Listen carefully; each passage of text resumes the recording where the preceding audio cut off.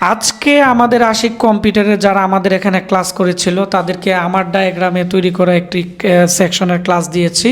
তো ওল্ড ভার্সনের যে মূলত যে র্যাম সেকশনগুলো আছে ল্যাপটপের এবং আপডেট ভার্সনের যে ল্যাপটপগুলো আছে এবং আরও আপডেট ভার্সনের ল্যাপটপের যে সেকশন আছে এটিও আমরা দিব। তো আমরা স্টেপ বাই স্টেপ ক্লাস দিয়ে থাকি।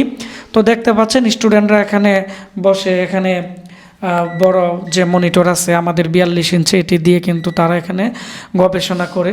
তো আজকে আমরা যে ক্লাস দিয়েছি এটি হচ্ছে দেখতে পাচ্ছেন যে মাদারবোর্ড আছে, এই মাদারবোর্ডগুলোর মধ্যে প্রথমত হচ্ছে যে ভোল্টেজ সেকশন আছে সিএলআরের।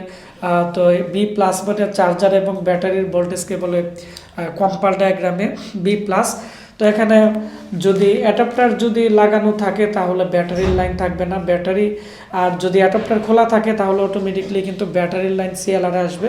আসার পরে দেখতে পাচ্ছেন একটি মেইন মুসপেক্টের ড্রেনে কিন্তু এখানে 19 ভোল্টেজ থাকবে। তারপরে এটি হচ্ছে র্যাম আইসির মধ্যে 5 ভোল্ট 3 ভোল্ট সেকশন থেকে যখন 5 ভোল্টেজ এবং 3 ভোল্টেজ আসবে, আসার পরে এই আইসি চালু হবে।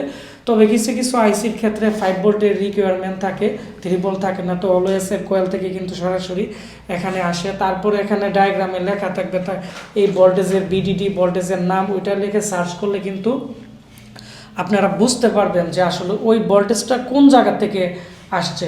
যখনই ভোল্টেজ আসবে, আসার পরে ম্যাক্সিমাম ক্ষেত্রে আগের মডেলগুলো এসআইও কিন্তু এই র্যাম আইসিকে এনেবল সিগন্যাল দিবে। এনেবল সিগন্যাল দেওয়ার পরে তখন তার যে এখানে দেখতে পাচ্ছেন কোয়েলের মধ্যে এই দুই মুসপেক্ট হাই লো হবে। ডিএসও দিয়ে দেখা যায় কিভাবে হাই লো হয়, আমি দেখাবো এক সময়। তো হাই লো এর মাধ্যমে র্যামের যত ভোল্টেজ রিকোয়ারমেন্ট তত ভোল্টেজ তৈরি হবে, তত ভোল্টেজ তৈরি হয়ে কিন্তু সরাসরি র্যামে চলে যাবে। তারপর হচ্ছে এখানে দেখতে পাচ্ছেন একটি বিটিটি রেগুলেটর আইসি। এই ভোল্টেজটা এই রেগুলেটরের যে পাশে ডট থাকবে এইদিকে আসবে এবং ভোল্টেজ সেকশন থেকে সরাসরি 19 ভোল্টেজ এর অপোজিট সাইডে থাকবে। তখন তার এক পাশে তার হাফ ভোল্টেজ বিটিটি ভোল্টেজ তৈরি হবে, এটিও র্যাম স্লটে সরাসরি চলে যাবে। আর এখানে দেখতে পাচ্ছেন 3.3 ভোল্টের যে কোয়েল আছে, এই কোয়েল হচ্ছে এক মুসপেক্টের ড্রেনে আসবে। আসার পর আইও চিপ যখন তাকে চালু করবে তার সোর্সে ভোল্টেজ আসবে হচ্ছে 3 ভোল্টেজ। এটি হচ্ছে সেকেন্ডারি 3 ভোল্টেজ। এই সেকেন্ডারি 3 ভোল্টেজ সরাসরি র্যাম স্লটে যাবে। আর এই হচ্ছে র্যামের 3টা ভোল্টেজ। আবার একটি হচ্ছে কোর ভোল্টেজ মেইন ভোল্টেজ, আর একটি হচ্ছে বিটিটি ভোল্টেজ এর হাফ ভোল্টেজ। এসপিডি হচ্ছে 3.3। আর 110-এর পর থেকে যত মাদারবোর্ড আছে এর মধ্যে 2.5 একটি বিপিপি ভোল্টেজ তৈরি হবে।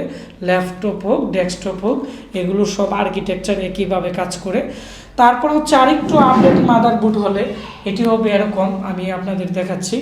এখানে সিএলআর থেকে 19 ভোল্ট মেইন মুসপেক্টের ড্রেনে আসবে, 5 ভোল্টেজ আইসির মধ্যে আসবে। আসার পরে আইসির মধ্যে এনেবল যে দেখতে পাচ্ছেন যে SLP3 SLP4 যে সিগন্যাল আছে, এটি হচ্ছে যদি শক মাদারবোর্ড হয় তাহলে ডাইরেক্ট প্রসেসর থেকে কিন্তু সরাসরি আইসিকে এনাবল সিগন্যাল দিবে এবং এই এনাবল সিগন্যালটি কিন্তু অনেক জায়গায় যায়। এটি SLP3 SLP4। তো এনাবল দেওয়ার সাথে সাথে এটি হাই লো হবে, তখন 1.2 রিকোয়ারমেন্ট হলে DDR4 হলে 1.2 দিবে এবং 1.5 হলে 1.5 কিন্তু সরাসরি দিয়ে দিবে। এবং র্যাম আইসি থেকে র্যামের যে বিটিটি ভোল্টেজ সরাসরি তৈরি হবে। তারপর হচ্ছে এসপিডি যে ভোল্টেজ আছে একইভাবে সেকেন্ডারি যে 3.3 ভোল্টেজ আছে ডিসি টু ডিসি আইসির পর থেকে যে ভোল্টেজ আছে এটি সরাসরি চলে যাবে হচ্ছে র্যাম স্লটে।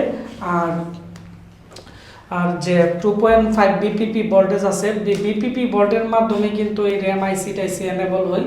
তো এইগুলো নিয়ে আমি পরে আপডেট মাদারবোর্ডের আরও ক্লাস দিব। তো এখানে দেখতে পাচ্ছেন এটি হচ্ছে দেখতে পাচ্ছেন CPU 1H এই আইসির লোকেশন, মানে এটি হচ্ছে শক যে প্রসেসর আছে এই প্রসেসর থেকে কিন্তু সরাসরি এনেবল সিগন্যাল কিন্তু বের হয়েছে। যেমন SLP_, এখানে দেখাচ্ছে 4 SLP_3 এই সিগন্যাল তৈরি হয়ে 25 নাম্বার 32 40 43 48 নাম্বার পেজের মধ্যে ওই আইসিগুলোর কিন্তু এনেবল সিগন্যাল দিয়েছে। আর SLP3 দিয়েও দেখতে পাচ্ছেন যে 26 32 35 40 41 49 এই পেজের মধ্যে এই আইসিগুলোকে কিন্তু এনেবল সিগন্যাল দিছে। আর এটি কিন্তু প্রসেসর সরাসরি কিন্তু দিছে, মানে সক যে চিপ আছে। তো এই হচ্ছে আমাদের আজকে শর্টকাটে একটি ক্লাসের সূত্রপাত।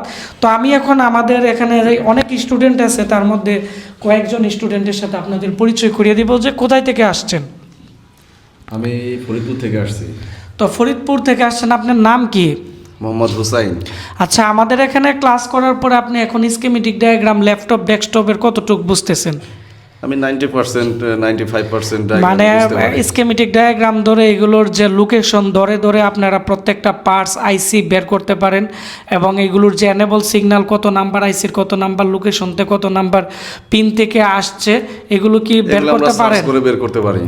তো সবার জন্য দোয়া করবেন, আমাদের এই বেজের ট্রেনিং শেষ হয়ে যাবে। আর যারা নতুন ট্রেনিং করতে চান আমাদের সাথে যোগাযোগ করবেন, আশিক কম্পিউটার, ব্রাহ্মণবাড়িয়া।